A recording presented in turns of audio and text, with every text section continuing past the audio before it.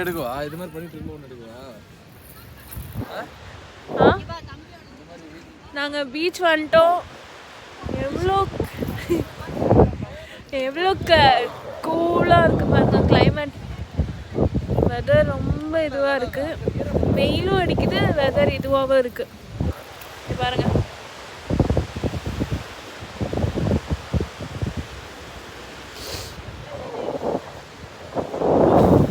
செம்ம காற்று அடிக்குது. இதான் சேயானோட ஃபர்ஸ்ட் பீச் பார்க்குறான்.